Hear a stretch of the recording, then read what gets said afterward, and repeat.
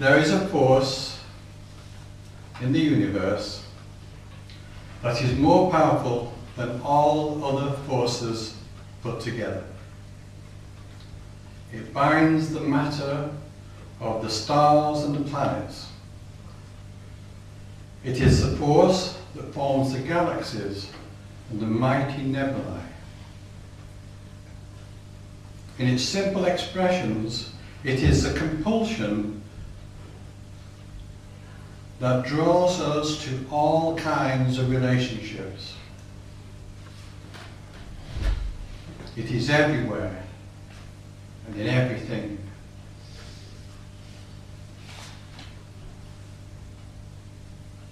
It is the power of love.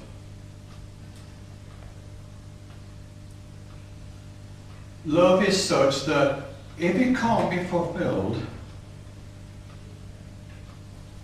it produces its opposite, which is repulsion. And that is the inverse of its energy.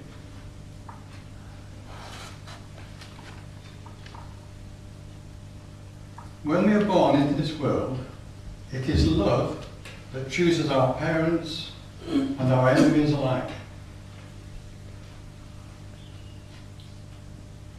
It is love that brings those that we have come to love, even if in lives gone by, back together as parents, sisters, daughters, brothers, friends, neighbours, and even work colleagues.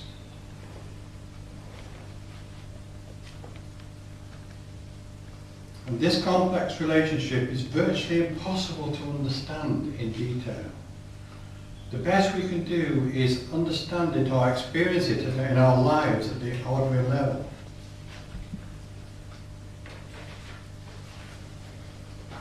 Where we witness its power in all relationships.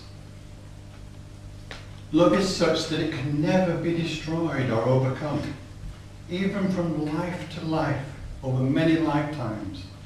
A deep attraction, a deep love, will cause people to come back together countless lifetimes. No amount of pain or suffering or wanting can prevent this from taking place each life. This is a binding force and binds everything together. The laws of karma wield mighty forces in their balancing of so-called circumstances and synchronicity.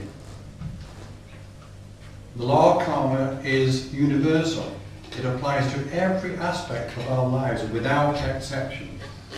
There is no part of our lives you can think of that isn't governed by the law of karma.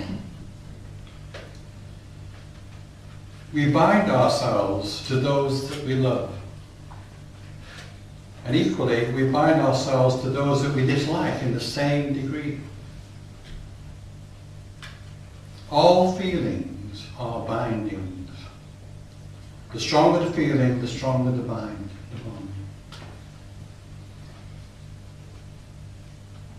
All personal love, whether it is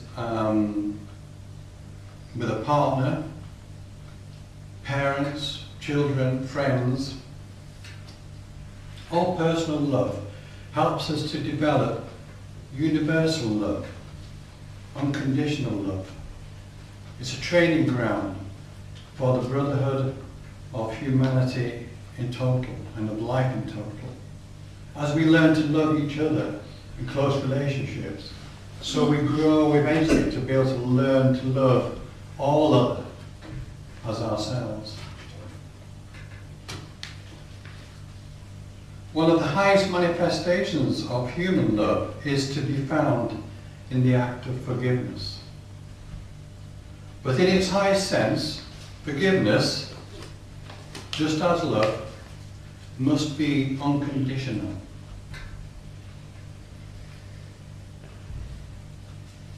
We can't forgive conditionally.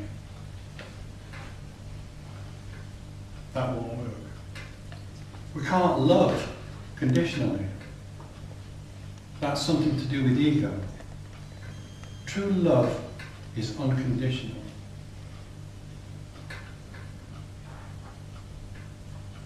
Jesus was an initiative, an embodiment of the ageless wisdom. His sayings are direct examples of the wisdom teachings, showing the workings of divine law and the way of harmony. Forgive those that trespass against you. But how is it possible for us to reach such elevated levels of unconditional love? What is the mechanism that can bring us to such an elevated state?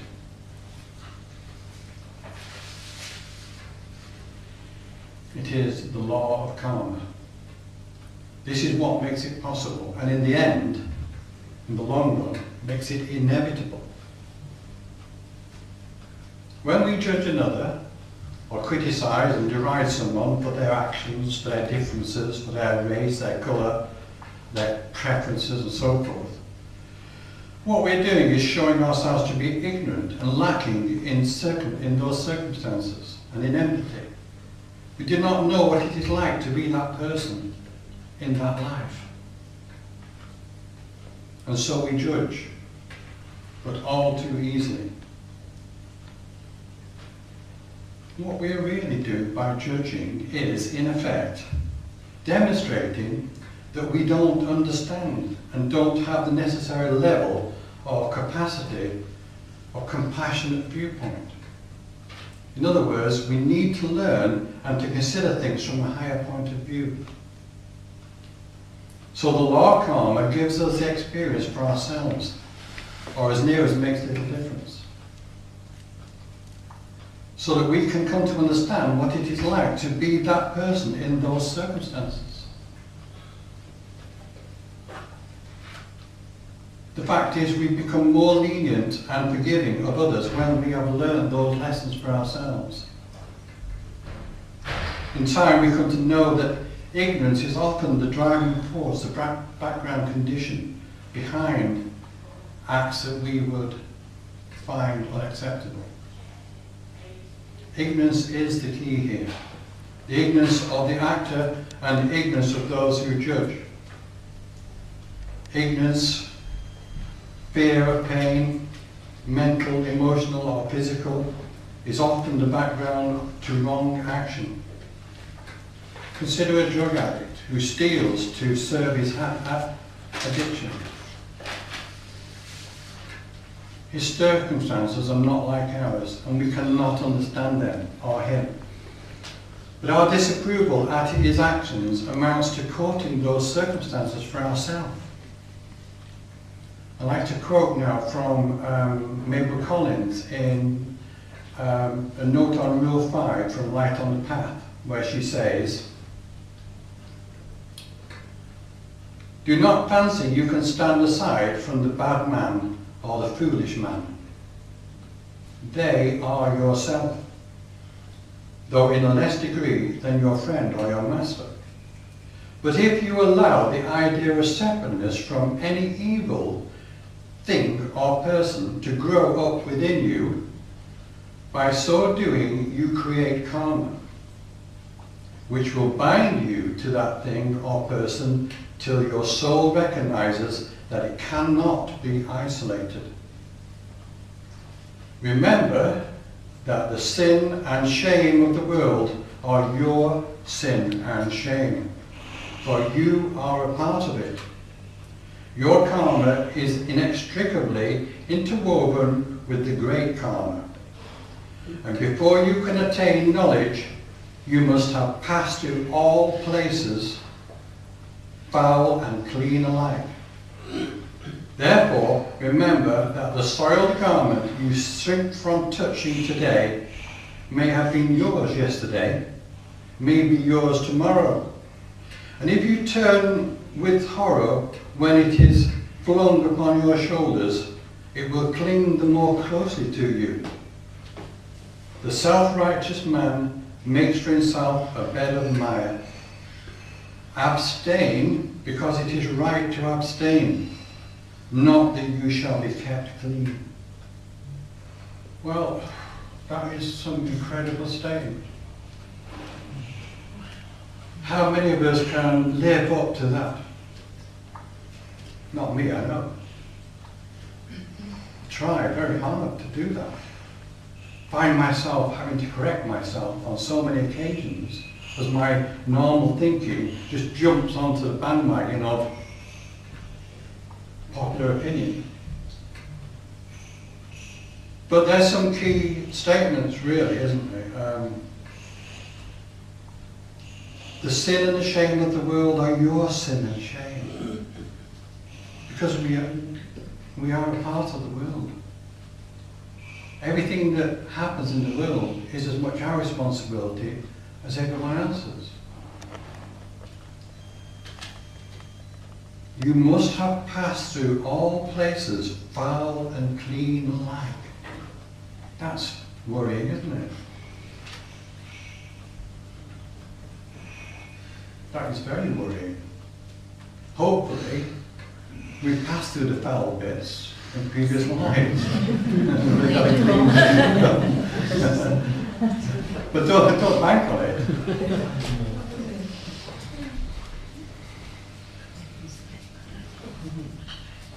The soiled garment that you shrink from touching today may have been yours yesterday and may be yours again tomorrow. And the last bit, I think, the self-righteous man makes for himself a bed of mire. Self-righteousness is pumped up, puffed up. What's all that about? Let's be humble. You know, abstain from things, not because, you know,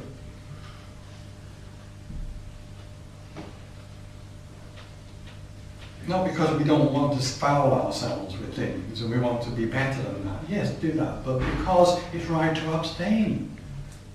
Not for personal motives, but because if the thing's right, it's right. Do it because it's right, not because of what is in it for you. How else can we learn? How else shall we come to a true understanding, resulting in empathy and genuine compassion and forgiveness? It's not for us to judge others. The law of the land will do that when necessary, and the law of karma will certainly bring about balance through circumstances in following lifetimes. And in the end, it is ourselves that will judge us. It is our spiritual self that will judge the life it has had and make amends accordingly. And so be it.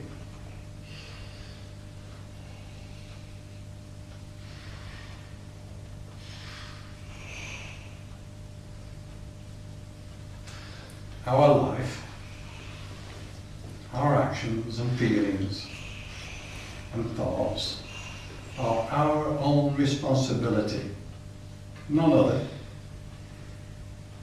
In order for us to take real care in all that we think, feel and do, we need to understand the power of these forces. We need to understand that the inner workings, rather than simply the moral or the wrongs and rights of the outer appearance. Thoughts, for instance, are far more powerful than we imagine. Thought is the true creative force in the universe. It is thought which creates. When you get right down to it, that's where the creative force is. It's in thought, whether it's your thought, the collective thought of humanity, or divine thought, or universal thought. It is thought that is the creative force. And we have a big chunk of that. What a man thinks may become a living thing, seeking to influence those around him. Until we overcome the downward tending energy path associated with the four lower planes, we will continue to give birth to the creatures of our thoughts. What is this downward tending energy? It's the energy that brings everything into the physical plane. It's the energy in the four worlds particularly that seeks to manifest itself in the outer world. from the point of view of the absolute even. It's the energy that breaks everything up and fragments everything, bringing about diversity and fragmentation. That's the centrifugal force. The masters only recognize two forces: the centrifugal force, which breaks everything up and spreads it out, like the Big Bang, and the centripetal force, which brings everything back together again, like love. So, at this point in time where we're on the cusp, or just past the cusp, between having fragmented into individual cells in the path of involution through the centrifugal force, we are now evolving back into unity. But we're evolving whilst everything else around us is still involving. So all around us is this tendency, this inertia, this gravity to bring everything down to earth. In our own personality, in our own thinking. This is what selfishness is. This is what greed is. This is what avarice is. This is what jealousy is. This is what separateness is. This is that idea that, we need to bring everything down and make it ours. We want a piece of this, we want a piece of that, we want some of the action. Whereas in fact, on the spiritual path now, we should be doing just the opposite. And every time we try to be spiritual, every time we try to elevate our thinking above the ordinary, we're pushing against this natural force of bringing everything down. Our very thoughts tend to work their way down into matter. In order to elevate our thoughts to a higher level, we have to turn them in the opposite direction, against that tide.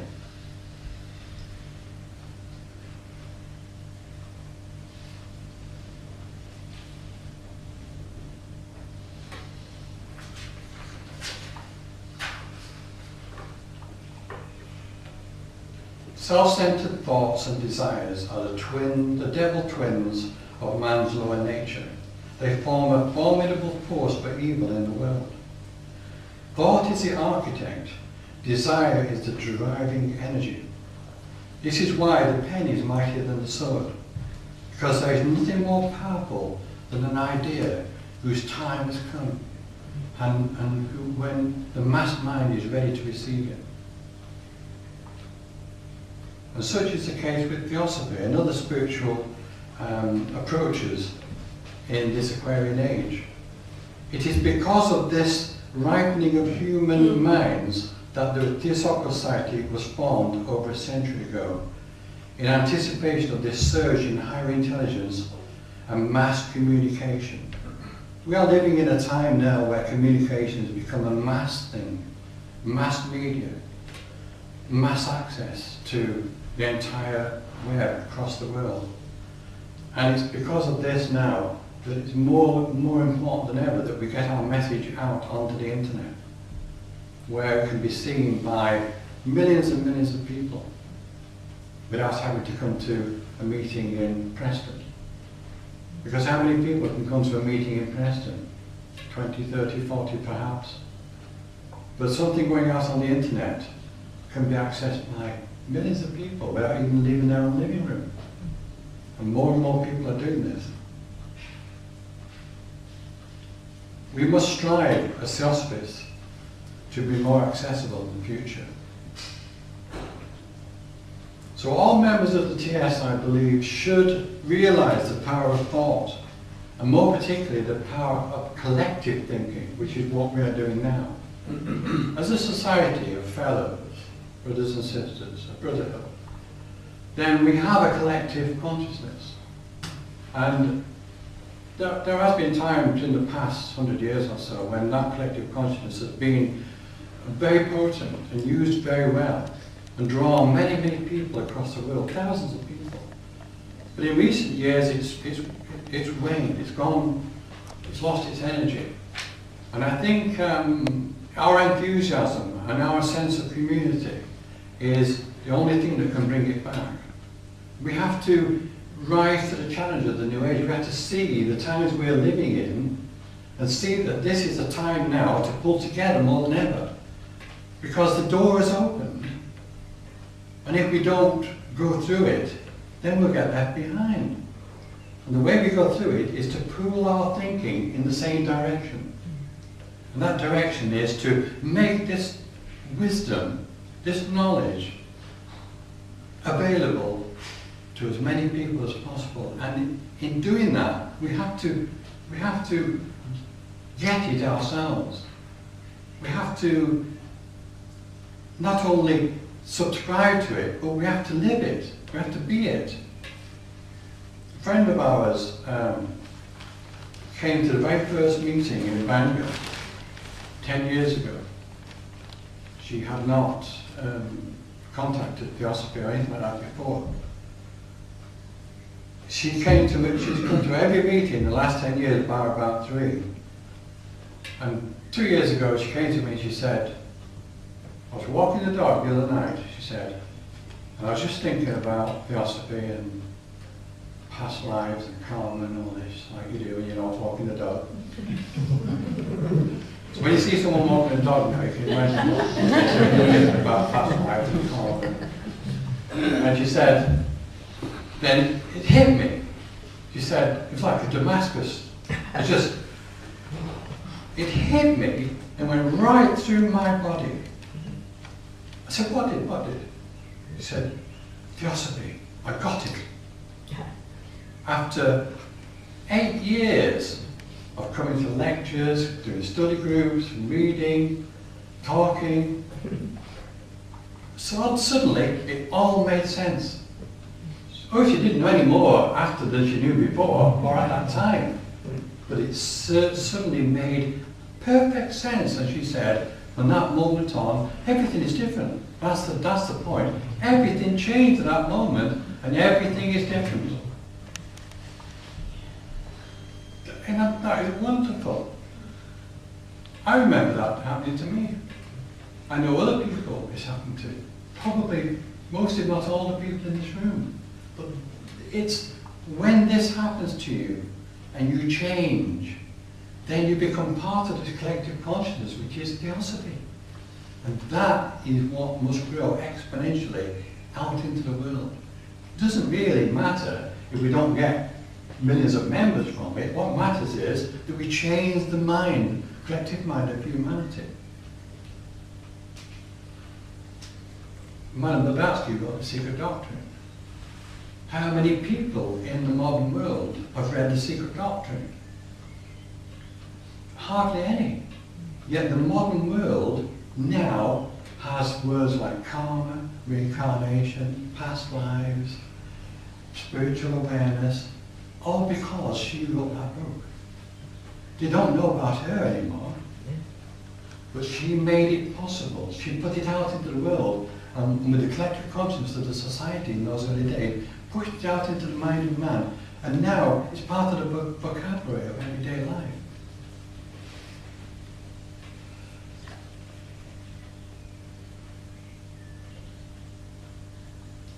We're constantly coming across the notion that everything needs healing. People, society, the environment, the world, all need healing. Is this really so?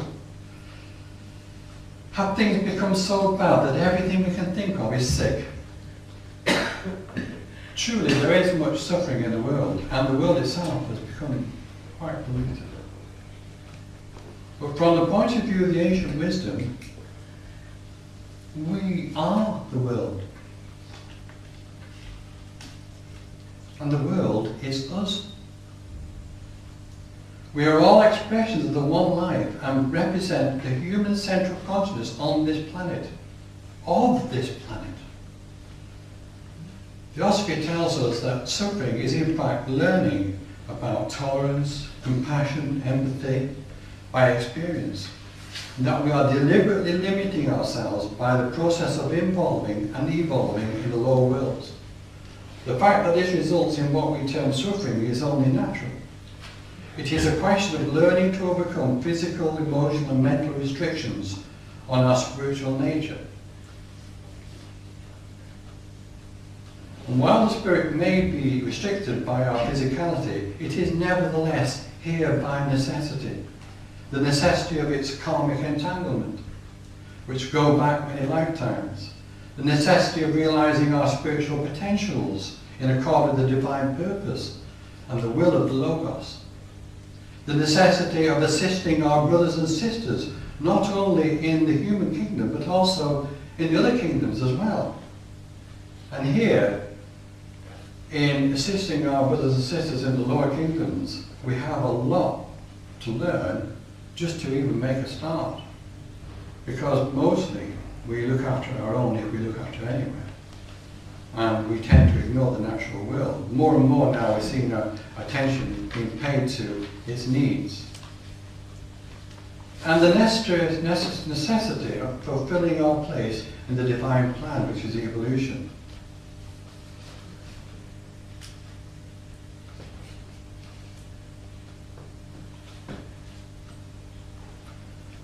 All in all, we need to master these extreme conditions and in the process realize ourselves as individual spiritual beings with the power to move consciously across 7 planes of being. From this higher view, suffering and pain are seen as exposures of our ignorance. Disease is disharmony caused by refusal to learn and the destructive force of downturned thought. Remember the 2 forces. Experience must be taken as education. Right choices in discrimination lead to health. Wisdom leads to real power, which then becomes the true healer, which is love. Life the teacher, mind the creator, love the healer.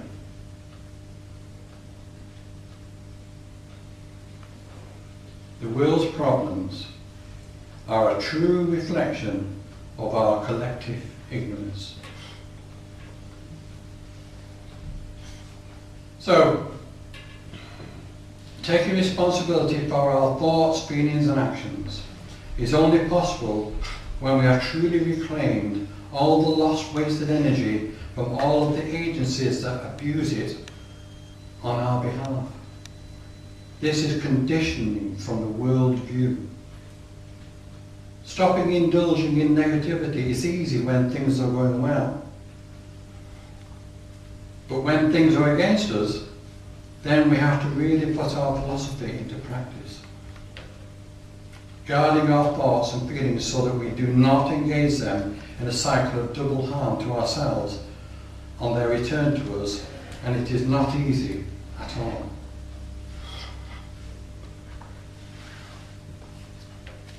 To take control of our own minds by evicting the squatters, which are fears, superstitions, the culture of vanity, or the Master Dwarka calls glamour, other people's opinions and so on. Theosophy teaches us that we are the sole agency responsible for our life circumstances. There is no authority, no other person, no power working against us. Our lives are only what we have made them to be, no more and no less. It is we who choose.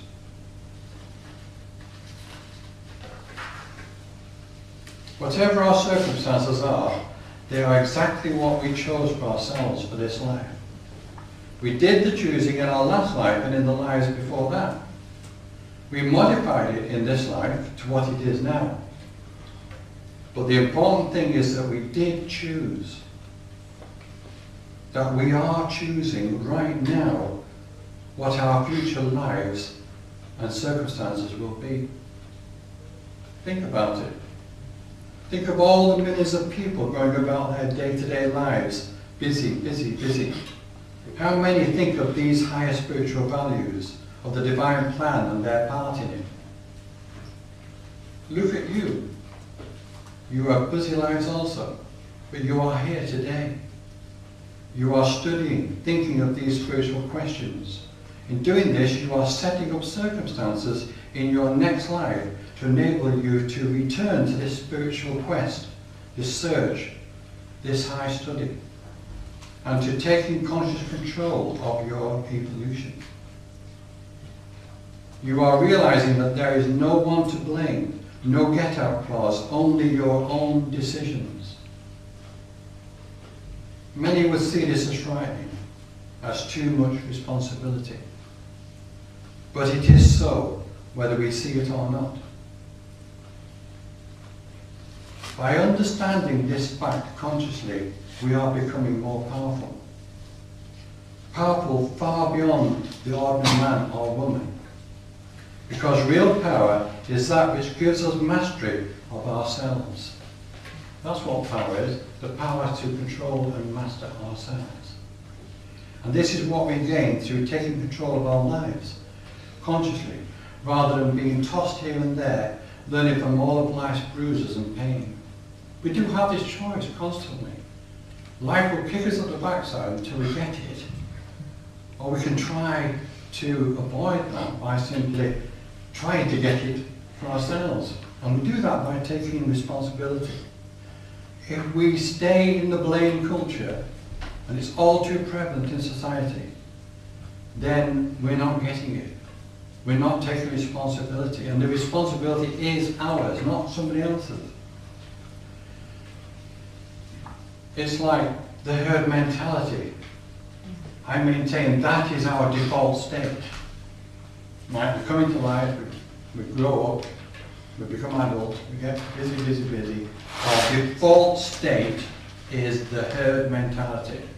It's the opinions of our peers, our workmates, our culture.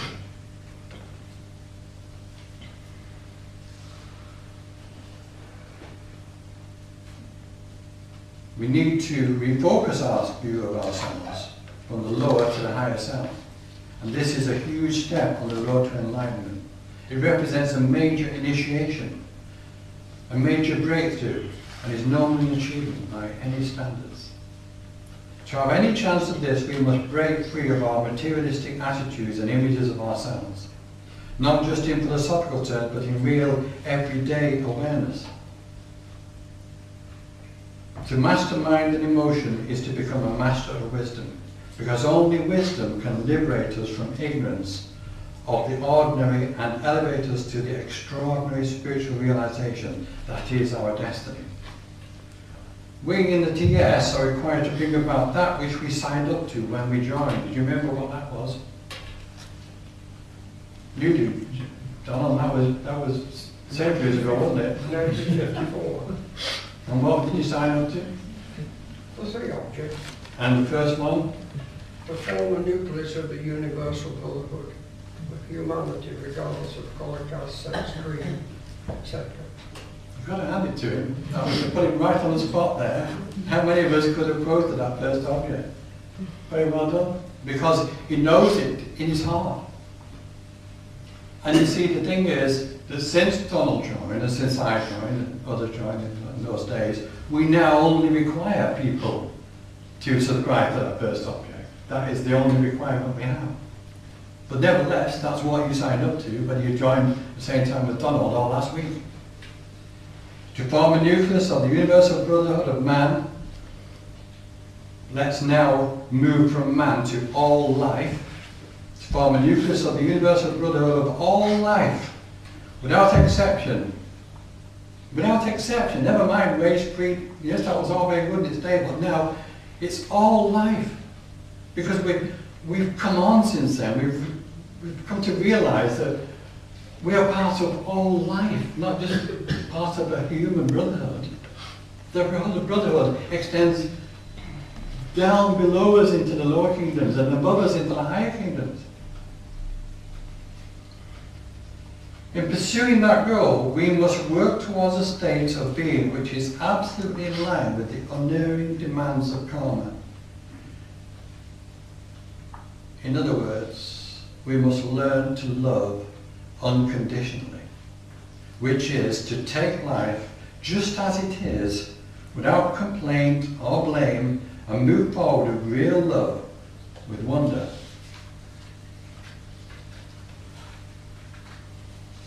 As Theosophists, we do not presume to be perfect.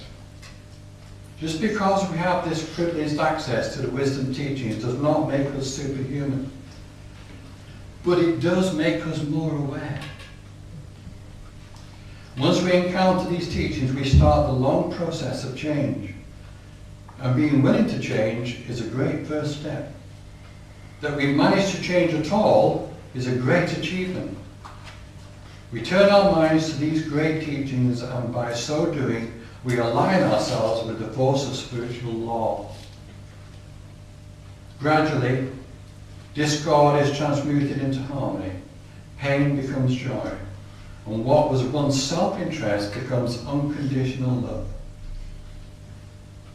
Theosophy may appear to be mind stuff, knowledge, but as it gradually connects us to our higher mind and thereby to the spiritual self, it reveals the glorious light of eternal spiritual truth that is our guiding light to wholeness. There is no religion higher than truth, is the motto of the society. There is no love higher than unconditional love, from which comes the resolution of all karmic issues. Thank you.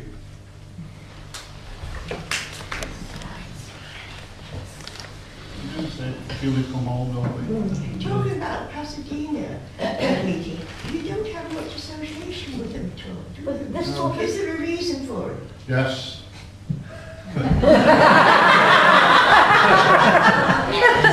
Suspended and beatings for about 4 or 5 years. Well, they've practically disappeared.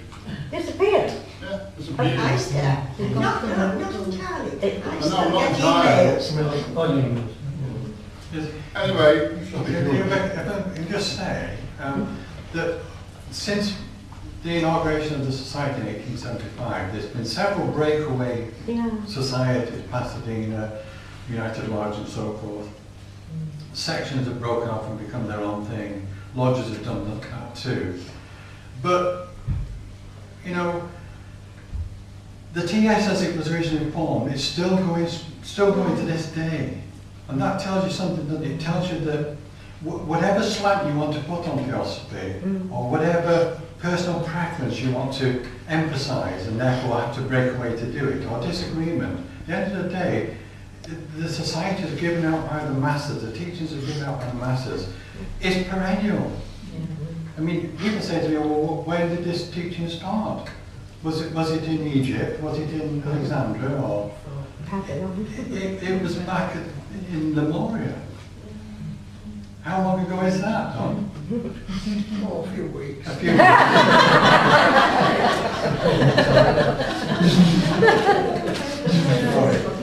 Isn't it the fact that the society is the mother? And you have to let That's right. children go. Yeah. And it's Yeah. formed their own little sections and little families. That's right. But they still all belong to the That's right. Theosophical movement. This is why we started the diploma course, though, because what we said was, never mind the details, because we can argue about the details till the cows come home. It's the basic principles which never change. They're universal laws, they're universal principles. The fact that everything runs in cycles. For instance, it doesn't matter what body of belief you belong to, that remains constant. And so, with the diploma course, we're dealing with the principles of Theosophy, all the basic principles. And you can interpret the details however you like, as long as you understand the bones of principles, then you stay faithful to the truth. Can I just say, So, this is my first meeting, Yes. and quite a while things happened, and I suddenly realised about reincarnation. The ordinary person in the street doesn't really seem to understand what you're talking about. And somebody did recommend I join this, I forget who, and I had a while to find where there's anything, a local one to me. And then I just had the esoteric magazine and it jumped out at me, the subject, but such a nice and warm people, and I think yeah. really nice people that, and also just people that understand where you're at. But this came to me quite a few years ago, and I didn't realise there was anything that linked. This is not that well known to me. It's so common, you know, everybody says this, don't they, as you said. People come into the society, once they realise what it's about, they then realise that they've been thinking like that for some time, and didn't have a place to go to talk about it. It's like minds, isn't it? like I say, never mind the details. The details are like politics. Let's argue about the details. It doesn't matter what label we stick on the different planes or the different bodies. Whatever suits you, that's fine. But the basic principles, reincarnation, karma, I do believe in that, yes. Right. yeah. And at the end of the day, you're not required to believe anything in the TS at all. If you go away, if you come to me and say, oh, I believe in this, I believe in that, I say, well, don't believe in any of it. You're not given this knowledge so you can believe in it. Yeah. You're given it so you can work out your life from it. And as that works out, then you understand it, you see it, you experience it. You don't believe it. Yeah. Believe something you have in a superstition, isn't it? People sort of say, because I was born Church of England, and they say, oh, but that's Buddhist, that isn't your religion, you know, you can't do that. But then again, It's not a you have to religion, think is it? the way you want. And I did question, I thought, well, I was christened in the church. I thought, what's happening? This is strange. It's just, so many people don't really understand. So basically, you see, summing up what I've been saying in the last nearly hour, is that our karma and our ability to love are meshed together. We can't separate them out, really. You know, if we focus on loving properly, which is accepting properly, isn't it? Then our karma works itself out very easily. If we don't learn to accept things, and particularly accept responsibility for our own lives, then our karma has to keep thumping us. And the choice is ours, isn't it? But it's not an easy thing to learn to love, truly love, because we're not being brought up to love, we've been brought up to want. And what we want and what we enjoy are the things we say we love. But that's not love. Love is total acceptance of a thing. If I love you, I accept you, warts and all. I don't criticize or judge you. I don't want you to be different in some way. Love is allowing you to be you. And in the same way, you've got to allow yourself to be yourself. Trying to live up to somebody else's image of you is wasting your life.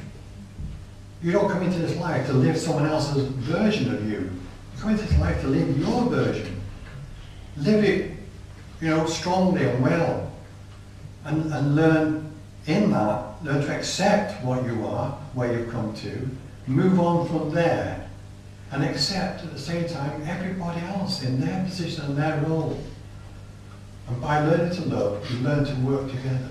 And by working together, you learn to build in the TS a brotherhood. Don't forget, that's what we are. We are a brotherhood. Brother-stroke sisterhood.